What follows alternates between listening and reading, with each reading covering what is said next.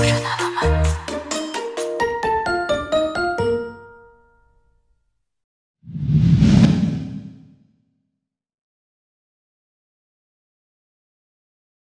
이런 자리가 없었죠. 네, 없어가지고 이렇게 관객들과 만나는 이 자리가 정말 소중하다는 생각이 듭니다. 그럼 오늘 와주신 두 분 인사 부탁드리겠습니다. 네, 안녕하세요. 저 모가디슈를 연출한 유승환입니다. 사실 오늘 좀 걱정이 많았어요. 태풍이 지금 굉장히 강력한 태풍이 몰려오고 있음에도 불구하고 이 행사를 계속 진행하는 것이 맞나. 근데 어쨌건 미리 예매해 주신 관객분들이 계셔서 이것을 취소하는 것도 좀 안 될 것 같고 그래서 그래서 그냥 하자. 근데 원래는 사실 우리 조배우가 사실 원래 그냥 깜짝 게스트로 나오기로 여러분들한테 깜짝 놀래게 중간에 이렇게 탁 등장하는 그렇죠. 계획이었는데 태풍이 이제 너무 심하고 그러니까 태풍 때문에 안 되겠어요. 근데 아무튼 오늘 저는 이제 지금 사실 그것도 걱정이 돼요. 좀 이 행사 끝나고 돌아가시는 길이 너무 불편하지 않으셨으면 좋겠는데 참 작년에 개봉할 때도 코로나 방역 4단계라 애를 먹었는데 재개봉도 이렇게 애를 먹이나 싶어서 하여튼 근데 이렇게 어려운 발걸음 해주셔서 너무 감사드립니다. 네, 감사합니다. 네, 송파구 방이동에 사는 조인성입니다. 오늘 감독님 또 이렇게 GV를 한다고 해서 이렇게 동네에 놀러 왔으니까 와야 되겠다라는 마음으로 가벼운 마음으로 왔는데 태풍 때문에 진짜 안 그래도 걱정이에요. 어쨌든 시간을 낸 만큼 지금 이 순간은 즐겁고 재미있는 시간이 되었으면 좋겠습니다. 한번 얘기 궁금했던 거 한번 묻고 대답하는 그런 자리가 되었으면 좋겠습니다. 네, 개봉 때는 코로나, 또 재개봉 때는 또 흰남노 이렇게 또 닥쳤는데요. 아무튼 오늘 1시간 이내로 진행이 될 것 같은데요. 좀 두 분과 말씀을 나누다가 나중에 좀 객석 질문을 받는 시간도 가져보도록 하겠습니다. 네, 먼저 감독님이 이 모가디슈라는 작품 사실은 인터뷰 때 여러 말씀해 주셨겠지만 또 이렇게 재개봉하는 시점에 이게 재개봉하는 소감 하고요. 그리고 이 작품 어떻게 좀 시작하게 되셨는지 그 말씀부터 들어보겠습니다. 사실 재개봉을 전혀 예상을 못했었어요. 만약에 재개봉을 이렇게 한다 그러지 않아도 이렇게 재개봉을 할 거라면 삭제 장면을 조금 복원한다든지 약간 다른 판본을 보여드리는 게 좋지 않을까라는 생각도 했었는데 또 생각해 보면 개봉 당시에 워낙 극장 관람 환경이 너무 안 좋아서 극장에서 관람을 못하신 관객분들이 많으셔서 원래 원본 상태로 극장에서 상영하는 것이 다른 매체로 영화를 보시고 나서 극장에서 볼 걸 이런 분들한테는 더 맞는 선물이 아닐까 이런 생각이 들었고 어쨌건 1년이 지났음에도 이렇게 여러분들께 상영할 수 있는 기회를 갖게 돼서 영화를 만든 사람으로서는 너무 감격스러운 일이죠. 그러면 조인성 씨에게 여쭤보겠습니다. 사실 류승환 감독님과 모가디슈로 이렇게 첫 만남을 하셨고 그리고 이제 사실 충무로에서 정말 왕성하게 활동하는 감독님 중에 한 분이신데 이 류승환의 영화라고 하는 굉장히 견고한 세계가 있다라고 생각이 들잖아요. 그런 점에서 이 모가디슈라는 작품에 참여하시게 된 계기라 그럴까? 감독님 영화 워낙 팬이었고 그리고 언젠간 감독님과 한번 작업을 했으면 좋겠다라는 소망 정도는 가지고 있었는데 그게 사실 기회가 어느 타이밍이 될지는 잘 모르잖아요. 이 작품 같은 경우에는 미팅을 했고 그리고 시나리오를 보지 않은 상태에서 역할이 작든 크든 간에 잘 쓰이겠다고 이렇게 약속을 하고 이 작품에 참여를 하게 됐죠. 그리고 사실 이번 작품에서 굉장히 또 중요한 대사 중에 하나가 어떻게 보면은 류승환 감독의 영화를 뭔가 나중에 전기, 중기, 후기 이렇게 나눈다고 하면 저는 이 작품이 어떤 중기를 대표하는 작품이지 않을까라는 생각이 드는데 거기서 가장 중요한 대사가 이제 조인성 배우 연기한 강참사관이 했던 대사죠. 나 훈련받은 사람이야. 라는 생각이 들거든요. 그러니까 사실은 유승환 감독님의 영화는 언제나 이렇게 훈련 받은 사람과 훈련 받지 않은 사람이라고는 굉장히 뚜렷한 경계선이 있다라고 이제 생각을 해왔기 때문에 저는 그 대사를 칠 때 굉장히 좀 쾌감이 있었고 어떻게 보면 이게 굉장히 좀 중요한 작품이 될 수 있고 이 캐릭터가 어떻게 보면 되게 중요한 캐릭터구나라는 생각이 들었거든요. 그런 점에서 사실 유승환 감독의 영화에 출연한다고 하는 거는 사실 남성 배우 입장에서는 내가 뭔가 좀 액션을 해야 된다 라는 사실 약간 전제하기도 하기 때문에 그런 점에서 갖게 되는 어떤 기대 혹은 뭐 부담감 같은 게 없으셨을까? 유승환 감독님의 작품을 볼 때 그런 캐릭터로서 쾌감을 느끼기도 하죠. 그런 캐릭터를 보면서 나도 저런 약간 마초적인 모습, 그게 뭐 액션이 됐든 캐릭터가 됐든, 근데 이번에는 조금 좀 달랐던 것 같아요. 그러니까 나름 기용석도 있었던 것 같고, 그리고 약간 생각이 다른 건 저는 나 훈련받은 사람이야 라는 대사보다 You are favorite Korean cigarette, 이게 이 영화의 어떤 주제의식이 아니었나. 참, 그 대사는 현장에 나가기 한 5분 전인가 10분 전에 호텔에서 저한테 바뀐 대사를 주셨고 제가 급하게 그 대사를 외워서 했던 그런 기억이 납니다. 네, 감독님 좀 말씀을 좀 보태주시죠. 그 영어 대사에 대한 확신이 생기니까 배우가 이 대사를 잘할 것이라는 확신이 생기니까 가능한 것이었겠죠.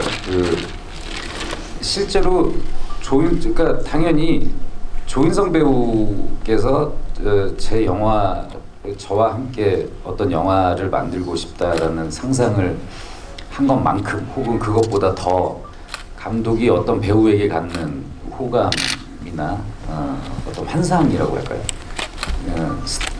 그러니까 사실 스타를 바라보는 것은 관객 여러분들이나 감독이나 다를 바 없는 것 같아요. 이 스크린에 펼쳐지는 클로즈업에 그 힘을 가질 수 있는 사람은 전 좀 타고난다고 생각하거든요. 근데 그런 측면에서 조인성이라는 배우는 정말 이 거대한 스크린을 자기 얼굴로 채웠을 때 스펙타클한 느낌을 갖게 해줄 수 있는 아주 좋은 배우 중에 한 분이죠. 근데 이 영화를 너무 흔쾌히 함께 작업을 해주시고 실제로 여기서 나온 귀여운 모습이나 뭐 훈련받은 사람이야 이런 것들이 되게 유쾌하게 흐르기도 하지만 정작 본인은 사실은 일부러 코미디 연기를 한 적은 한 번도 없거든요. 이 안에서 되게 진지하게 이걸 하는 거고 뭐 You are favorite Korean cigarette 이것도 사실 어떻게든 이 기자한테 좀 영국 기자한테 살살거려가지고 뭔가를 정보를 빼고 뭐 하려는 태도인데 그 너스레를 떠는 거, 그러니까 자기 어떤 전략적인 너스레를 떠는 것인데 그런 것들을 어색해하지 않고 그리고 단 한 번도 만드는 사람들이 갖고 있는 목표 방향에 대한 의심을 하지 않고 사실 그게 되게 어색할 수도 있는 장면이거든요. 그리고 자칫 잘못하면 되게 가짜 같아질 수 있는 장면이고 스스로가 본인 스스로를 믿고 만드는 사람들에 대한 그 확신을 가지고 해서 강참사관이라는 인물이 탄생할 수 있었던 것 같습니다. 그리고 실제로 조인성 배우가 액션을 굉장히 잘해요. 물론 안시성 같은 영화에서도 되게 멋진 대규모 액션을 리드하는 연기도 하셨지만 실제로 태권도 사범증이 있는 그 유단자기도 하고 그래서 현장에서 이 구교환 배우하고 벌이는 그 액션 장면은 현장에서 조인성 배우가 가지고 있는 실제 그 기술들을 제가 이 눈으로 보면서 그게 아직도 되네? 막 이러고 해서 한 거였거든요. 그리고 벌써 이 기록지가 저하고 다르잖아요. 이런 사람 기록지는 그러니까 되게 시원시원하고 한데 본인이 그런 액션을 하는 마초의 어떤 멋을 내기 위해서 전략적으로 접근했다라면 그런 쪽으로 갈 수 있는 길이 되게 많은 각본이었음에도 본인 스스로가 전체 방향을 잡았을 때 그 강참사관은 이런 인물이었으면 좋겠다. 여기서 오히려 힘을 더 빼고 한 것들이 저는 그 모습들이 그 어떤 터프가이 캐릭터보다 훨씬 좀 멋있게 느껴졌었어요. 작업하는 데는. 예, 금방도 감독님께서 말씀을 해주셨는데 특히 이제 구교환 배우랑 이제 싸우게 되는 그 순간, 그러니까 이제 전향서를 이렇게 작성을 하면서 단독 행동을 하고 있었죠. 그러니까 그 플래시를 거꾸로 물고 이렇게 이불을 뒤집어 쓰고 이제 작성을 하다가 이제 들켜서 사실은 그 장면에서 펼치는 액션씬이 굉장히 좀 놀랍기도 했었거든요. 뭔가 그 이 어두운 공간에서 발차기를 2번 연타로 날리고 하는 그런 장면들이 그 상대 배우는 구교환 배우가 사실 키가 훨씬 더 작으신데 굉장히 좀 불쌍하게 느껴질 정도로 그래서 그 장면 촬영하실 때 어떠셨는지 좀 여쭤보고 싶더라고요. 실제로 공간이 굉장히 좁았고 그리고 실제로 조명이 없고 저희가 라이트를 최소화하면서 촛불에 의존했기 때문에 현장의 상태는 썩 그렇게 좋지만은 않았었어요. 그리고 찍어야 될 분량이 꽤 있었었고 그래서 그런 씬을 찍을 때는 특히 사고가 안 나게끔 해야 되기 때문에 더더욱 많이 긴장을 하는 것 같아요. 그리고 로케이션은 뭐 스케줄은 한정되어 있고 근데 이제 이게 찍으면서 어느 선까지 뭐랄까 액션 내지 이 폭력을 어느 수위까지 허용을 할 것인가에 대한 고민들을 현장에서 감독님과 굉장히 많이 고민을 했고 지금 보신 그 버전이 저희가 생각한 정도의 그 농도에 맞게끔 편집이 된 그런 장면을 보신 겁니다. 저는 그 해외 촬영도 좀 질문 드리고 싶은데요. 사실 제가 이제 모가디슈를 보면서 뭐 영화 자체도 너무 좋았지만 사실은 제가 깜짝 놀란 건 역시나 그 모로코 현지 촬영에서였던 완성도와 퀄리티였는데 사실 그 장면들을 보고 있으면은 그 예전부터 뭐 일본 영화나 홍콩 영화를 보고 있으면 사실은 그 일본 영화계나 홍콩 영화계 약간 글로벌 수준에 가 닿기 위해서 어떤 그 해외 촬영을 하면서 그 현지 인력들과 결합을 해가지고 여러 액션 장면들이나 규모 있는 장면들을 많이 촬영을 했죠. 그 리스트가 이제 상당한데 사실은 그런 영화들이 우리가 그러니까 생각하는 만큼까지는 잘 못 갔어요. 그런데 저 모가디슈를 보면서는 이렇게 오늘 보신 분들도 느끼셨겠지만 말 그대로 진짜 말 그대로 이렇게 되게 좀 거칠게 표현하자면 진짜 좀 글로벌 수준의 어떤 현지 인력과 어떤 결합, 해외 로케이션 촬영이라는 생각이 들어서 그런 점들이 저는 진짜 이 영화를 보면서 놀란 지점 중 하나였는데 그런 점에서 저는 이 현지 촬영에서 어떤 그 뭐 이렇게 어려우셨던 점이라던가 혹은 좀 기억에 남는 에피소드 같은 거 없으실까 여쭤보고 싶습니다. 두 분 모두에게. 저희도 두렵긴 했었고 근데 제가 그나마 조금 다행인 것은 제가 그 베를린이라고 하는 영화를 만들면서 해외 로케이션 경험이 좀 생겨가지고 그 해외 로케이션을 할 때 무엇을 좀 선택하고 무엇을 포기해야 되는지 어떤 점들을 꼭 필수적으로 챙겨야 되는지 이런 것들은 그러니까 아예 처음 하는 사람들보다는 좀 있었어요. 그 중에 뭐 예를 들면 가장 큰 것이 이게 중요한 것 같지 않지만 음식.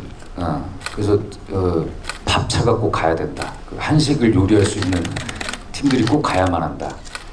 이게 저희가 한 4개월 정도 그 모로코에 체류하면서 촬영을 했는데 실제로 그 한식을 이렇게 계속 그 기간 동안 한식을 못 먹었을 때 오는 금단 현상들이 오거든요. 그 실제로 좀 막 정신적으로도 제가 베를린 할 때 그 라트비아에서 그 음식 조달 상황이 좀 안 좋아가지고 겪었던 좀 힘들었던 일들이 좀 있었는데 뭐 예를 들면 이제 그런 것도 노하우라면 노하우라고 할 수 있고 그리고 이제 그 스텝들을 선정하는 과정에서 현지에서 추천하는 최고의 스텝이 아니라 우리와 맞는 사람들, 그러니까 이 문화에 대해서 이 좀 조금 더 개방적이고 열려 있고 그리고 우리의 요구를 들어주려고 하는 사람들, 그냥 직업적으로 우리가 비용을 지불해서 이 사람들이 원하는 만큼을 그냥 서비스해주는 사람이 아니라 같은 영화를 만들어간다라는 확실한 동료의식이 있는 사람들.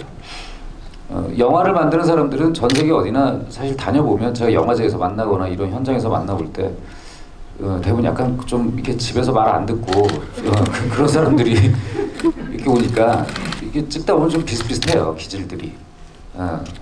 그러니까 그런 사람들을 궁합이 맞는 팀들을 만나는 것이 되게 중요하고 저희는 아주 궁합이 아주 잘 맞는 팀들과 만나서 되게 효율적으로 언어가 실제로는 저 모로코가 그 프랑스어를 주로 그러니까 아랍어와 프랑스어를 사용해서 아주 심할 경우는 통역을 한 5번 정도 거쳐야 이렇게 이 전달이 되는 경우도 있었어요. 뭐 스페인어에 뭐 하여튼 그래서 근데 나중에는 이렇게 별로 그렇게 통역을 거치지 않고도, 그러니까 사람들이 그 외국어를 배울 때 욕을 제일 많이 배우잖아요.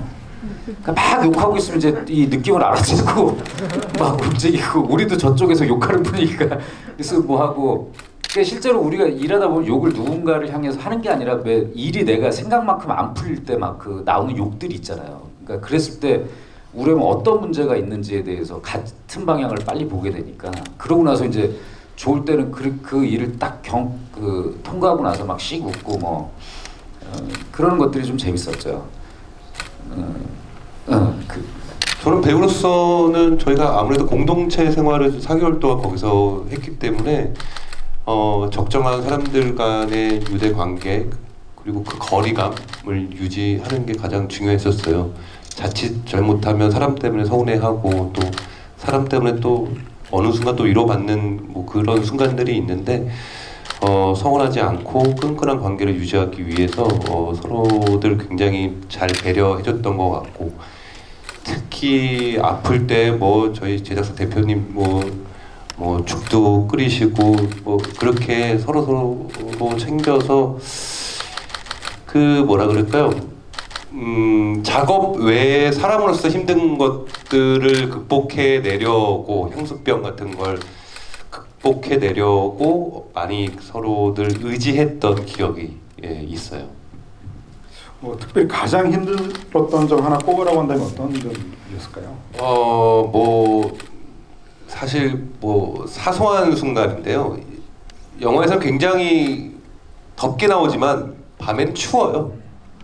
그래서 자칫 감기 걸리거나 그런 경우들이 많았기 때문에 전기장판이 반드시 필요했었고, 그 전기장판이 없었을 때는 그 동네 시장에 중고 파는 데 가가지고 전기 매트를 뭐 사다 주기도 하고, 아니면 뭐 그런 것들이 되게 중요해서서 중고도 이렇게 전자레인지도 사러 다니고, 먹는 게 제일 중요하니까요. 뭐 그런 기억들이 있었어요.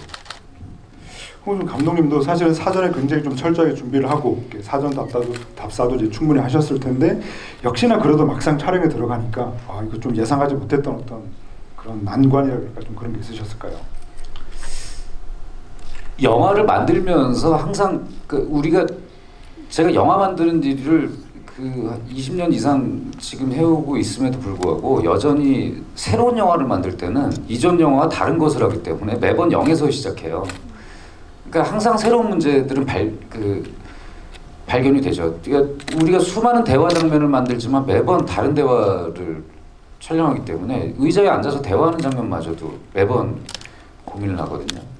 그러니까 그런 지점에서 생각을 해보면, 물론 뭐 언어가 잘 안 통한다 근데 같은 한국말을 쓰면서 말이 안 통하는 경우도 있잖아요. 그러니까 그거보다는 또 그게 나은 것 같아요. 이렇게 차라리 다른 언어를 쓰게 되면 서로 들으려고 노력을 하니까. 그리고 수많은 보조 출연자들, 근데 제가 전작인 구남도에서도 이미 그 수많은 몹신을 해봐서 그것도 무엇이 가장 힘들었을까를 생각을 해보면, 저는 모로코까지 촬영지까지 가는 시간이 되게 힘들었어요. 그거를 제외하고는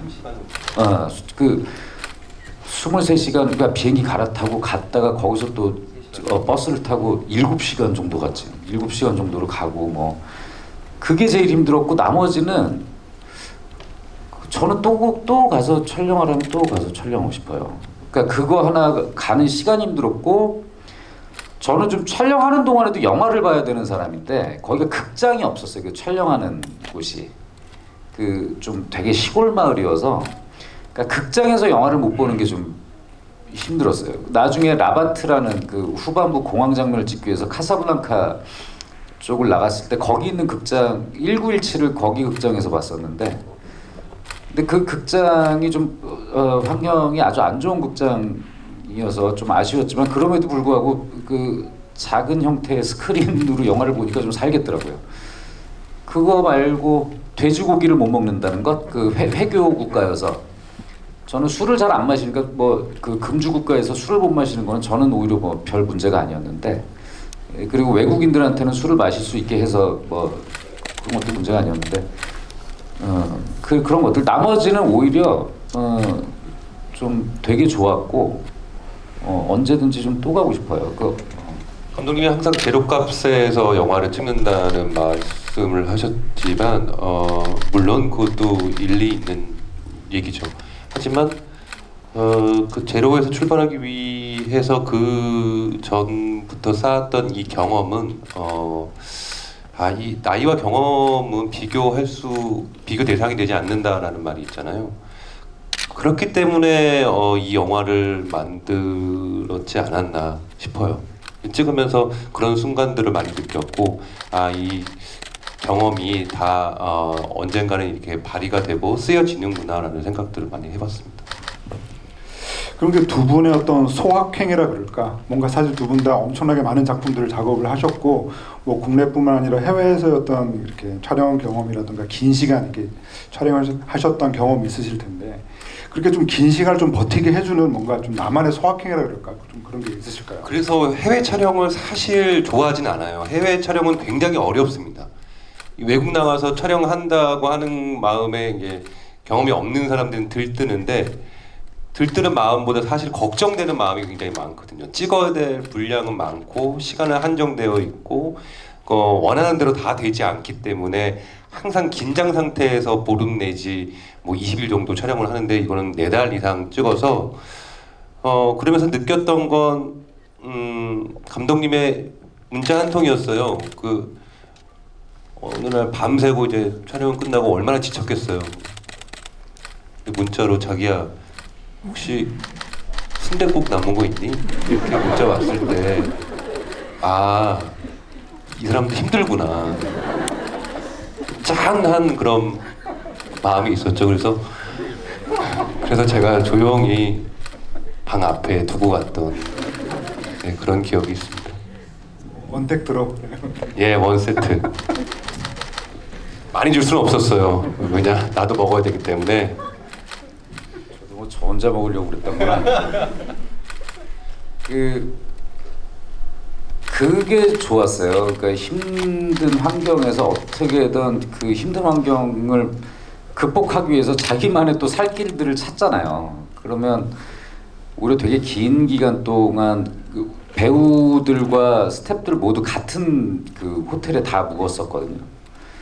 그럼 눈 뜨고 아침 그 조식 먹는 식당에서부터 같이 만나가지고 계속 하루 종일 보내게 되는데, 그러면서 힘든 촬영이 있는 날 서로 그렇게 뭐 이렇게 그 호텔의 그 테라스에다가 조그만 바를 만들어서 각 방마다 이렇게 그런 자리들을 만들고, 그러니까 그때는 이 코로나 이전이라 그런 만남들을 자유롭게 하고, 서로 이렇게 한국에서 라면들이 막 도착하면 라면을 서로 나눠서 먹고. 또 축제군요. 그렇죠. 그 진짬뽕 이런 건 정말 그런 거 도착하는 날. 귀하죠. 그거는 숨겨야 돼요. 그 감독의 권력이 순식간에 그 뒤바뀌는 순간들을 경험합니다. 그 진짬뽕 5개. 그러니까 그런 순간들이 참 따뜻하고 좋았고, 그리고 저는 개인적으로 사실 저는 그 영화 만들 때 뭐 음식 이런 거 잘 챙겨 먹고 그런 편도 아니거든요. 근데 배우들이 이를테면 아프리카 현재 이 영화 속에 있는 3년 정도를 머문 외교관의 느낌을 내기 위해서 촬영 전에 미리 와서 그 현재 그 모로코의 햇볕 아래서 그 피부를 태우기 위해서, 그 피부 색깔을 만들기 위해서 태닝을 하고, 그다음에 그 케냐를 비롯한 아프리카 각국에서 온 그 외국 배우들과 함께 막 소통하면서 서로 관계들을 만들어내고, 그것이 현장에서 그 제가 원하던 것 이상의 장면으로 찍히고, 저는 아무리 힘들어도 그 제가 촬영하는 모니터에서 제가 원하는 것 이상의 화면이 찍히면 그냥 그 힘든 것들은 문제가 안 돼요. 그러니까 그거를 위해서 왔으니까. 뭐 거기서 행복하게 지냈는데 장면이 막 후지게 나온다. 그러면 지금도 막 이불킥하고 그러고 있겠죠. 끊임없는 회의를 했던 것 같아요. 영화 왜냐면 올로케였기 때문에 재촬영을 할 수가 없는 상황이라서 이게 맞을까? 이게 이해가 될까? 이렇게 흘러가는 게 맞을까? 윤상 선배랑 또 셋이 만나서 대본도 고치고 대사도 쓰고 지금 보신 버전은 우리가 뭐 영화라는 작업이 그렇지만은 뭐 찍다가도 많이 바뀌는데 굉장히 그 안에서 찍으면서 변하고 또 로케이션 상황상 또 변해야 될 수밖에 없는 상황들 이런 것들을 끊임없이 회의를 했던 기억이 있어요. 네, 오늘 그 객석 질문 많으실 것 같아서 제가 질문 이제 마지막으로 드리려고 하는데요. 역시 이번 작품에서의 그 클라이막스 카체이스 씬 얘기를 하지 않을 수가 없는데 저는 이제 그 장면 그 꽤 길게 이어지는 장면 중에서도 저는 그 강참사관의 어떤 장면이 되게 기억에 남아요. 뭐냐면은 사실은 이 작품은 뭐랄까 이제 그 리명수 대사나 한신성 대사는 사실 원래 좀 성숙한 인간이었고 두 사람이 만나서도 역시 성숙한 그런 대화들을 나누면서 이제 리더로서 이렇게 팀을 이끌어가고 그 태준기 캐릭터도 사실은 뭐 크게 이제 변한다는 느낌은 없는데 어떻게 보면 강참사관이야말로 처음에는 개인 어떤 욕심을 채우려고 하는 사람이었다가 조금씩 약간 뭐랄까 그 인간애를 깨쳐간다고 해야 되나 약간 그런 모습을 보여주죠. 그래서 저는 이제 가장 인상적인 장면이 사실은 이 4대의 차량이 쭉 이어지는 카체이스 자체가 저는 뭐 헐리우드나 다른 데서도 거의 본 적 없는 저희 뭐 전대미문의 카체이스이기도 하고 더군다나 이제 가장 인상적인 장면이 이제 그 앞에 이제 다른 차량에 앞에 이제 그 테러리스트가 반군이 이게 매달려 있을 때 강참사관이 기어이 가서 사실은 이게 총알을 피하기 위해서 막 모래주머니도 달고 책도 붙이고 했던 이 창을 기어이 어떻게 내려서 브레이크를 밟으라고 계속 따라가면서 내려가지고 얘기하는 그 장면이 어떻게 보면은 우리 모두는 다 살아서 집에 가야 되고 고국으로 돌아가야 된다라고 하는 그 이 영화의 어떤 테마를 그대로 압축하고 있는 그런 굉장히 그 절체절명의 순간이어서 저는 그 장면이 정말 기억에 남거든요. 하여튼 그건 뭐 제가 좋아하는 장면을 말씀드린 거였고 역시나 그 카체이스 씬 찍으셨을 좀 어떠셨을까 역시 좀 물어보지 않을 수가 없습니다. 네. 제가 모로코에서 이 영화를 다시 찍으라고 그러면 다시 찍을 수는 있는데 카체이스는 좀 그러니까 어쨌건 이것이 이 카체이스를 이렇게 4대의 차에 사람들이 타고 이탈리아 대사관까지 간 것은 실제로 있었던 사실이거든요. 근데 실제로는 여기에 루마니아 대사관 사람들도 있었어요. 그 공항에서 만난 그 대사관이 함락된 루마니아 대사관 사람들도 있었는데 그것까지는 제가 2시간짜리 영화 안에 담을 수가 없어가지고 이야기에서 생략을 했고 그리고 여기에 뭐 헌책과 모래주머니로 방탄장치를 한다라는 것은 저희가 만든 것입니다. 원래는 그런 방탄장치도 없었어요. 근데 실제 그 반군들한테 사격을 받고 진짜로 기적적으로 한 사람만 사망했다는 사실이 그 실제로 그 기록을 보면 꽤 긴 기간 동안 그 사격을 받았었거든요. 긴 거리를. 근데 이거를 영화를 아무리 사실이라고 그래도 영화를 만들었다고 했을 때 관객들이 믿어줄까 이런 생각이 들었어요. 그래서 어떻게 하면 이것을 관객분들이 사실적으로 받아들일 수 있게 할 것인가를 생각하다가 그런 장치를 하는 아이디어가 나왔고 실제로는 그 반군들이 그 훈련 상태가 잘 안 돼가지고 그 명중률이 AK 소총 자체가 명중률도 낮고 그러니까 제대로 잘 못 맞춰서 사실 그렇게 살아남을 수 있었던 거였거든요. 근데 그런 아이디어를 해놓고 보니 문제가 이 차가 너무 무거워가지고 차가 속도가 안 나는 거예요. 그 모래를 달고 책을 매달고 했더니 그리고 차들도 30년이 지난 모델들을 그 올드카들을 갖다 놓으니까 차량 속도가 한 30km, 40km, 그러니까 40km 나면 진짜 잘 달리는 거였고 30km 정도를 가지고 이 긴박감 있는 뭔가를 연출을 해야 된다는 것이 그러니까 진짜 막 어려운 상황이었어요. 그리고 어쨌건 관객분들이 이런 류의 장면에서 뭔가 새롭게 볼 수 있는 이 컨티뉴이티를 짜서 보여드려야 되는데 그래서 뭐 앞에 막 그 4대의 차를 카메라가 관통하기도 하고 뒤에 가서 이 2대의 차를 왔다 갔다 하면서 막 카메라가 움직이기도 하고 하는 것들을 해봤는데, 그것은 사실은 뭐 요즘에 게임 많이 하시는 분들은 게임에서도 익숙한 콘티고, 그렇다면 더 중요한 것은 이 안에 있는 인물들의 절박함을 표현하는 것인데, 이런 장면은 한 번에 찍을 수가 없어서 막 여러 번 나눠서 찍고 뭐 이렇게 차 뚜껑도 한번 뗐다가 다시 덮었다가 뭐 이게 바깥에서 찍었다가 안에서도 찍었다가 해야 돼서 배우분들이 그 감정을 계속 그 유지하면서 가져야 되거든요. 그러니까 참 굉장히 수많은 회의를 하고 같은 목표 방향을 그리고 시행착오를 엄청나게 겪으면서 했던 장면이에요. 근데 결과적으로는 모두 고생한 보람이 있었다고 생각합니다.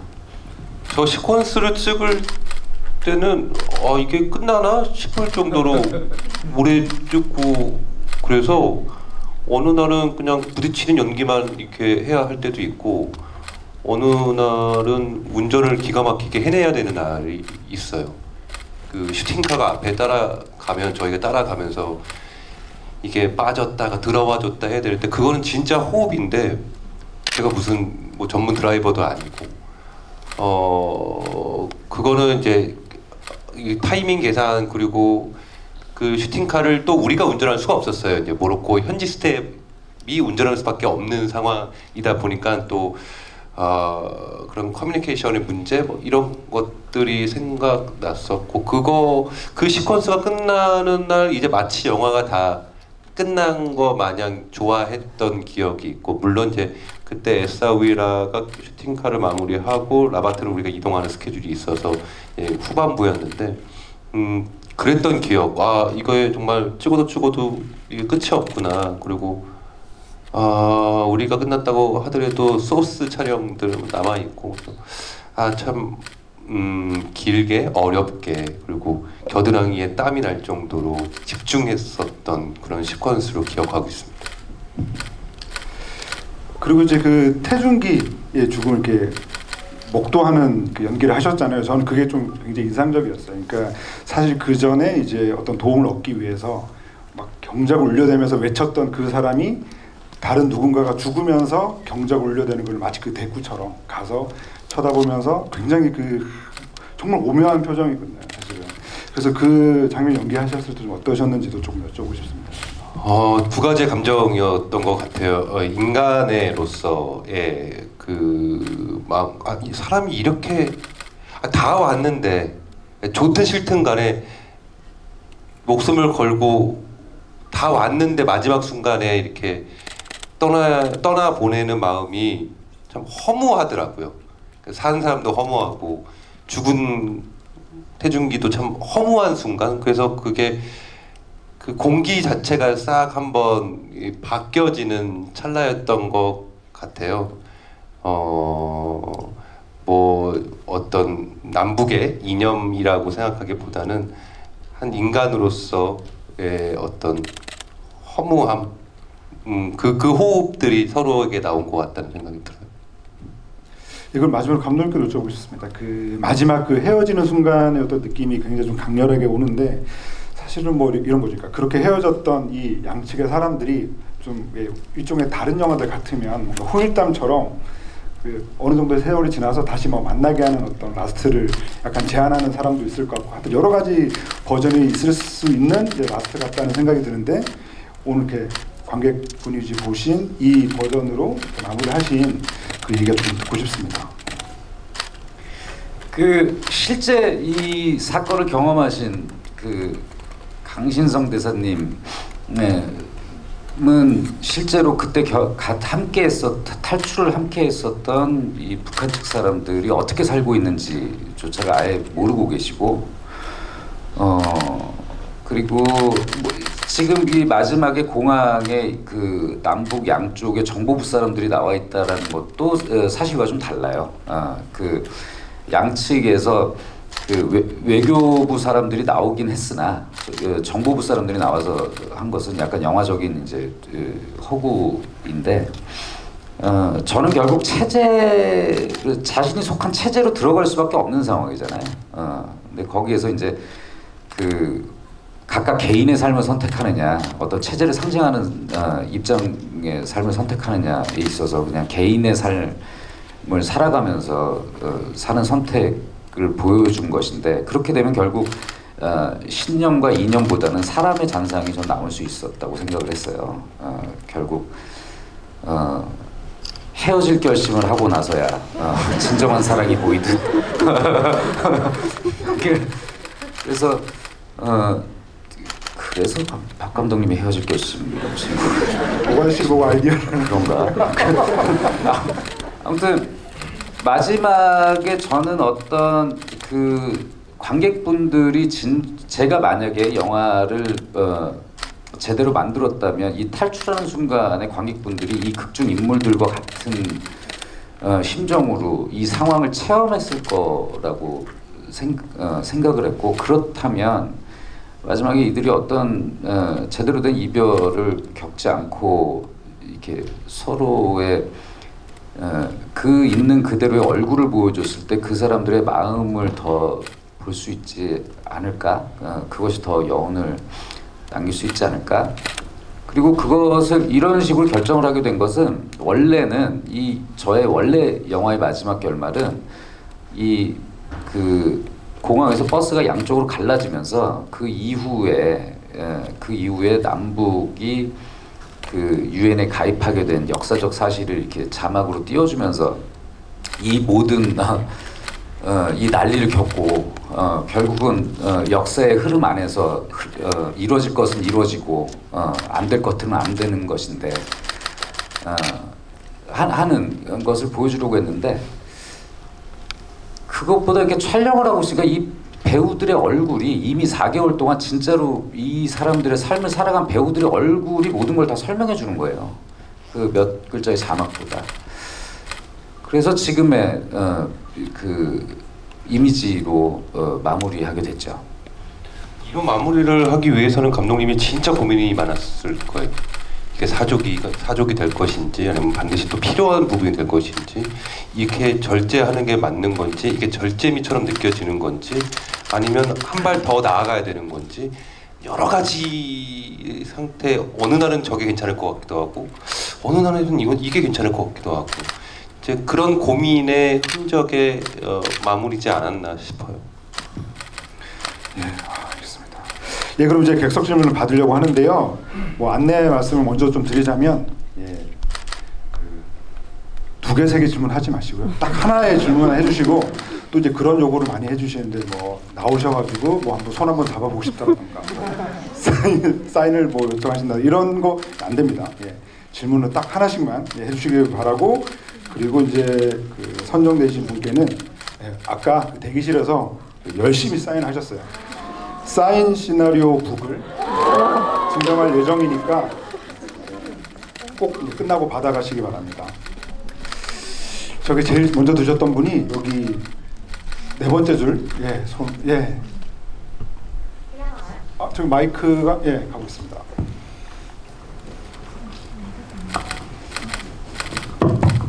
꼭 물어보고 싶었던 게 있는데, 태중기 참사관이 처음 무릎 촬영을 시작하면서 28번 NG를 낸 장면이 있다고 인터뷰를 했었거든요. 그 장면이 뭔지 제가 너무 궁금해가지고요. 그 장면은 본편에 사용이 안 됐어요. 결국에는 그 신 자체를 바꿔서 그러니까 그 해당 장면은 뭐냐면, 이 가방을 이 남한 측 이 외교 행랑을 훔쳐가지고 와서 그 북한 대사관 내부가 처음 나오는 장면 있잖아요. 그래서 그 이명수 대사가 인슐린 맞고 뭐 하는 장면.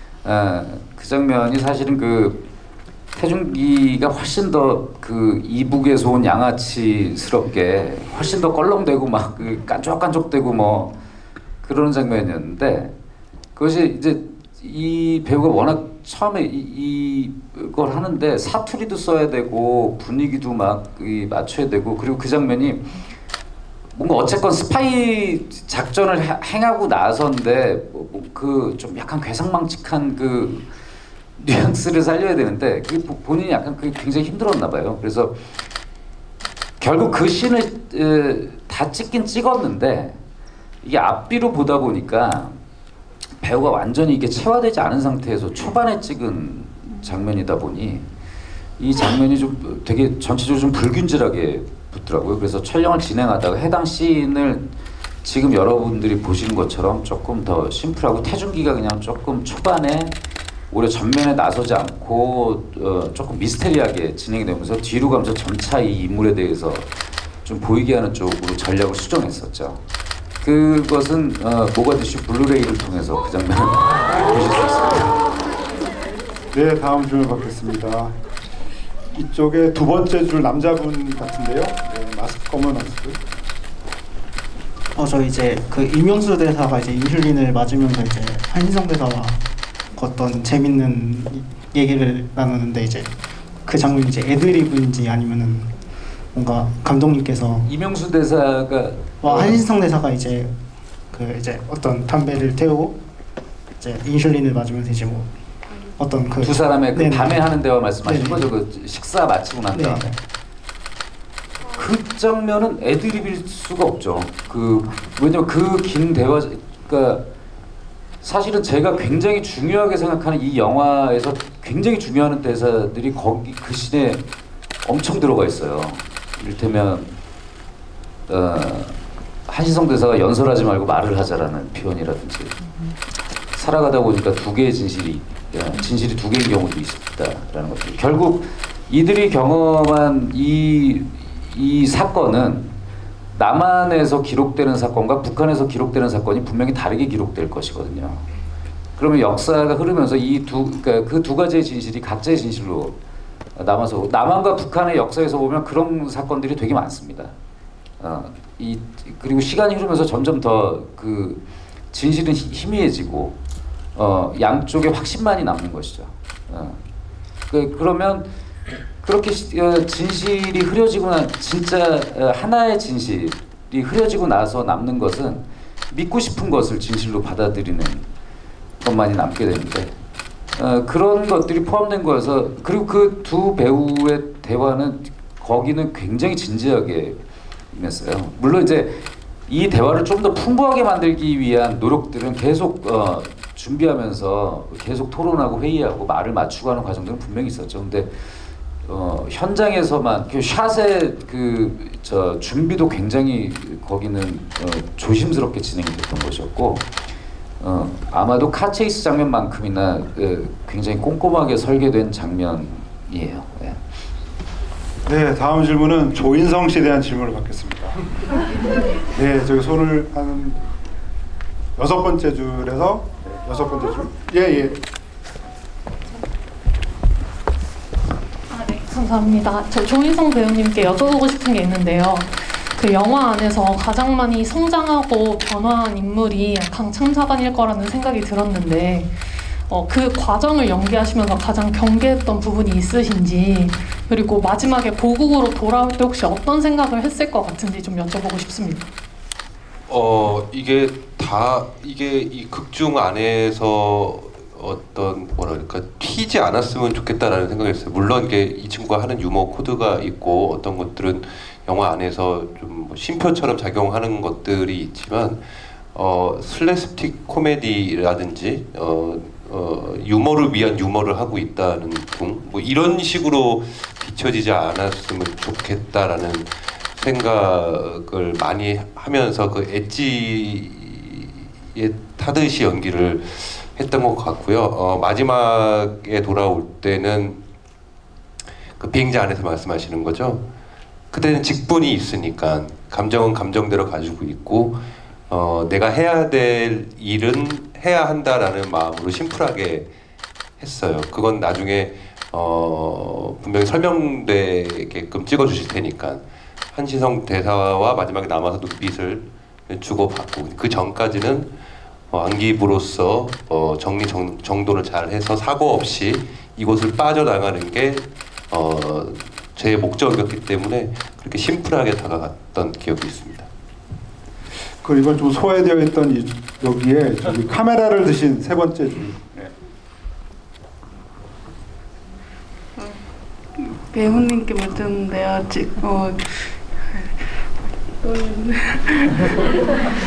지금도 딱 생각이 나는 장면이나 대사 하나 있으시면은 좀 궁금합니다.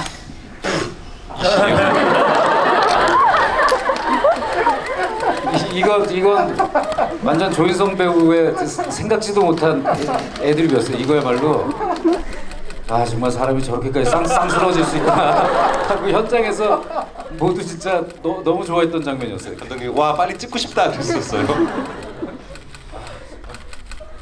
이걸 순간적으로 하셨던 거예요? 아니 그 장면이 탄생한 이유를 좀 그러니까 그 원인을 얘기해주세요. 아니 사실 교환이랑 그 액션 장면을 더 찍었어야 되나? 아니 더 맞았어야지. 너무 개기니까 이 더 맞았어야 되는 거 아니야?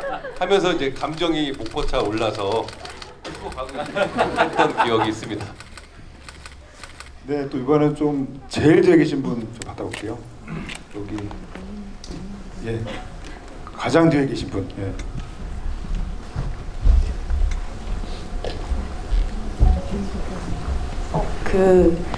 이제 배우로서 연기를 하신 배우님과 그거를 연출하신 감독님이 다시 영화관에서 영화를 이제 보셨을 때 더 애착하는 부분이 다르실 것 같은데 혹시 각각 어떤 장면이 가장 애착이 많이 가셨는지 말씀해 주실 수 있을까요?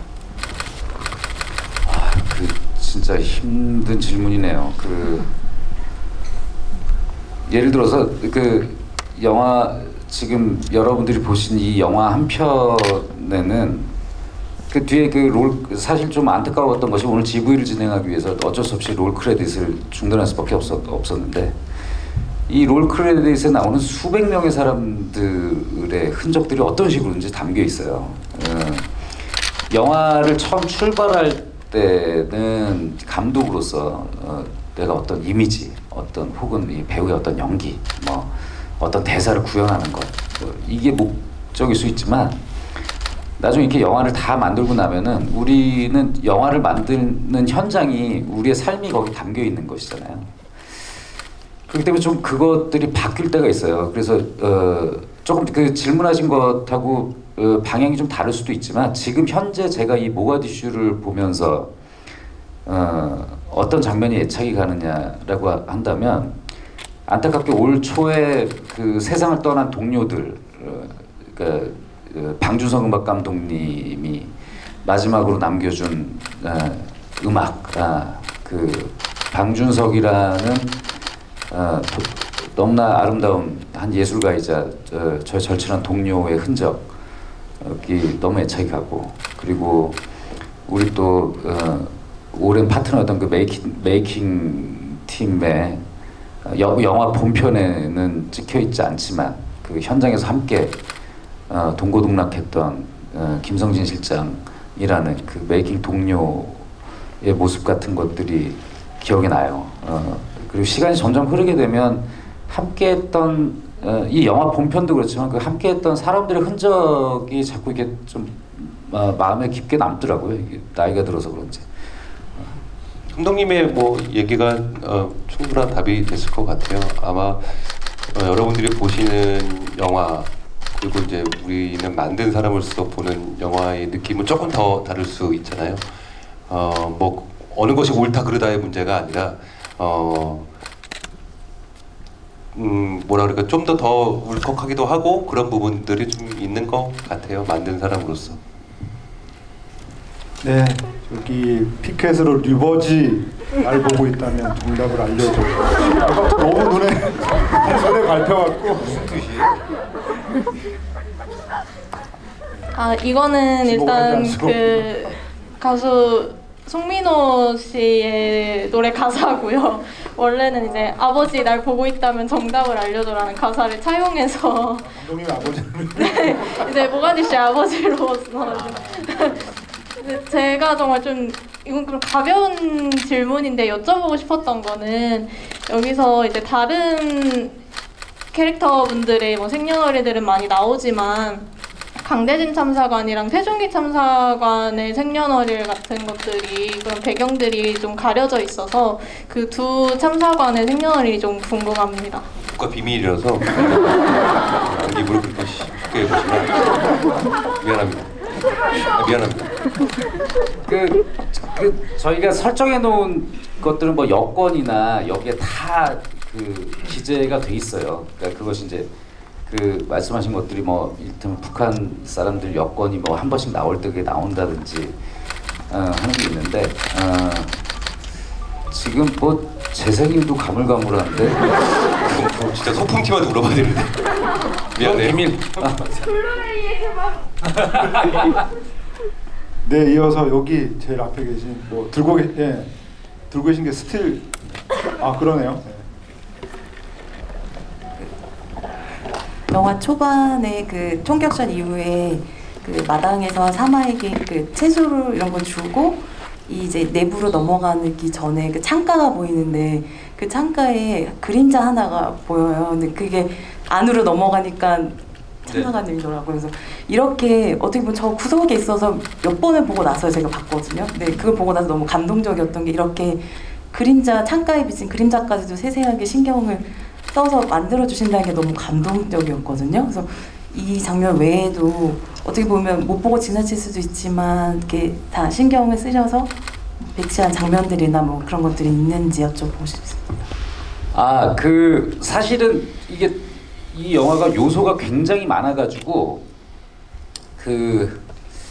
진짜 티가 안 나는 장면 중에 그 미술팀들이 되게 제가 막 이거는 꼭 있어야 해서 미술팀들이 되게 애써가지고 했는데 영화에서는 잘 티가 안 나는 것이 영화를 보시다 보면 그 메인 C가지에서 그 한신성 대사가 막 이제 본격적으로 이 시위가 막 시작되고 할 때 여행사를 막 나오면서 뭐 강참사원을 만나는 장면이 있는데 그 여행사 건물을 보면 그러니까 반복적으로 그 건물이 나오긴 하는데 거기가 극장이에요. 그래서 거기에 그려진 간판이 아프리카에 되게 싼 가격으로 수출된 그 홍콩 무술 영화의 그 간판이 그려져 있는데 그 아프리카식 극장 간판 그림이 있거든요. 그 굉장히 그냥 쉽게 얘기하자면 되게 못 그린 그림인데 그게 너무 일관적인 스타일을 가지고 있어서 그거 자체가 그 일종의 좀 아트웍으로 여겨지는 특히 케냐 뭐 이런 곳에 그 간판 스타일이 있는데 그것을 만들었는데 영화에서 잘 뭐 보이질 않아서 뭐 그런 거 굉장히 많아요. 그 미술팀들이 아주 세세하게 그 세팅한 소품들. 그 다음에 또 하나는 그 전쟁 이런 그 내전이 많은 곳의 특징 중에 하나가 그 후천적 장애인들. 그래서 그 실제로 장애를 가지고 계신 분들, 그러니까 그 이 팔이 없으시거나 뭐 다리가 없으시거나 이런 분들을 실제로 캐스팅을 해서 이렇게 영화를 잘 보시면 막 시장에서 막 싸움 나고 할 때 팔 하나가 없는 분이 이렇게 뭐 하고 그러거든요. 그리고 제가 요즘 현재 영화를 찍으면서 조금 부딪히는 지점은 과거 영화를 찍을 때 좀 힘든 것이 배우들의 치열이 다 좋아요. 다 이렇게 그래서 사극을 찍을 때 좀 그러니까 애를 먹는데 저는 어린 시절에 제가 생각해 보면 그 어른들이 이빨이 다 안 좋아가지고 그 치열이 이렇게 고른 사람들을 봤던 기억이 별로 없거든요. 그래서 일부러 여기 나오는 그 칼릴이라고 하는 그 흑인 경찰은 원래 그 이가 가지런한 분인데 그 나중에 후반 작업에서 앞니를 빼는 작업을 했고 실제로 뺀 건 아니에요? 네, 실제로 뺀 건 아니에요. 저 그런 사람 아니에요. 그 정도는 아니에요 우리가. 이게 좀 죄송합니다. 이제 오해를 일으키면 그러니까 후반적으로 이빨을 지웠고 그리고 그거는 그 아이디어를 떠올린 것은 모로코 현지를 도착하니까 거기 분들 치열이 다 안 좋더라고요. 그래서 아 맞아 이때 예전에 80년대만 해도 이 이빨들이 다 안 좋았었어 했는데 그리고 지금 그 뭐 이렇게 이가 좋은 분들한테 그걸 뭐 안 좋게 만들려고 할 수는 없으니까 그래서 그렇게 좀 이가 안 좋은 그 모로코 현지에서 그 캐스팅한 배우들은 좀 그런 배우들을 보이게 하려고 노력을 하고 있죠. 혹시 조인성 씨도 혹시 영화 속의 소품이나 뭐 이런 것들 디테일 보면서 조금 놀랐던 거 혹시 있으실까요? 뭐 그런 디테일들 아까 말씀하셨던 디테일들이 다 보였었고 실제로 그때를 구현하기 위해서 만들어낸 그 소품들 호돌이 그때 제가 봤던 것들이거든요. 어릴 때 그런 것들이 있어서 그때 시대로 다시 돌아간 것 같은 그런 느낌이 들었던 소품들이었어요. 88 올림픽 기념 그런. 그리고 참 그거 있다. 그 사발면 먹는 장면 있잖아요. 그러니까 저희가 사발면 먹으러 갈 때 우리 미술팀에서 이제 취재해서 그때 당시에 그 마크를 완전히 확인하고 가서 촬영을 하고 돌아왔는데 후반 작업을 하면서 다시 그 세세하게 다시 정리를 하면서 보니까 그 몇 개월 전에 디자인이 바뀐 거예요. 그 사발면의 디자인이. 그래서 우리가 유추해 보니까 이때 디자인이 바뀌었을 때 한국에서 공수되고 뭐 이걸 따져 보니까 이 뚜껑이 바뀌어 있어야 되는 거더라고요. 그래서 부려 그건 CG 장면이 아니었는데 CG 그 사발면 뚜껑을 다 고증에 맞게 바꾸고 하게 됐습니다. 네, 시간 관계상 마지막 질문이 될 것 같은데 여기 모자 쓰시고 태풍 뚫고 이렇게 모가디슈 지구에 오셨다고 해주신 분.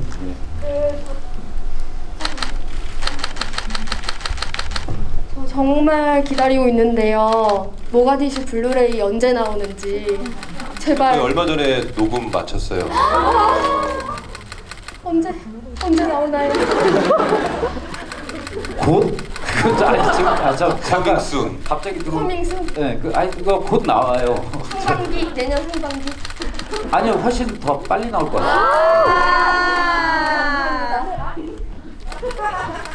네, 뭐 류승환 감독님의 이전 작품들도 그렇고 다 그 역대급 블루레이여서 기대가 됩니다.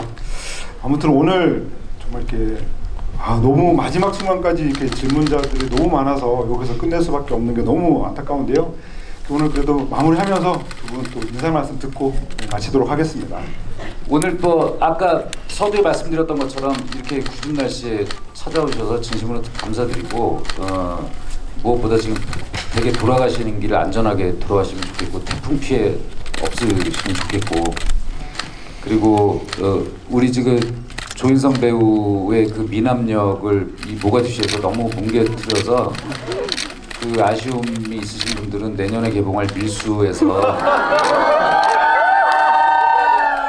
조인성 미남 역의 끝을 보실 수 있을 겁니다.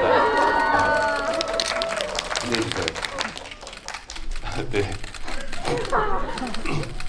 아니 모가디슈 개봉할 때 저희가 뭐 다 겪었다시피 코로나 4단계였고 그래서 이런 관객과의 대화를 할 수 있는 그런 시기가 아니어서 좀 개인적으로 아쉬움이 좀 많이 있었어요. 근데 뭐 어떻게 이렇게 재개봉을 하게 돼서 여러분들과 이런 대화를 나눌 수 있는 시간이 점점 이 관객이 참 귀하게 느껴지는 시기인 것 같아요.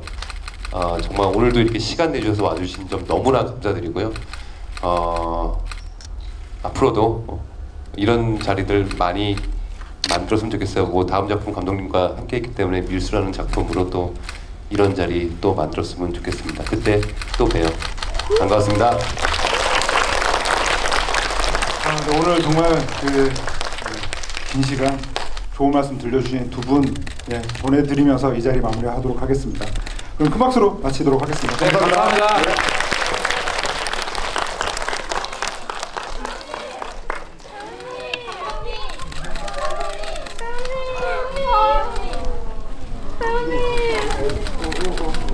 감사해요. 네, 감사해요. 조심히 가세요. 조심히 가세요. 감사합니다.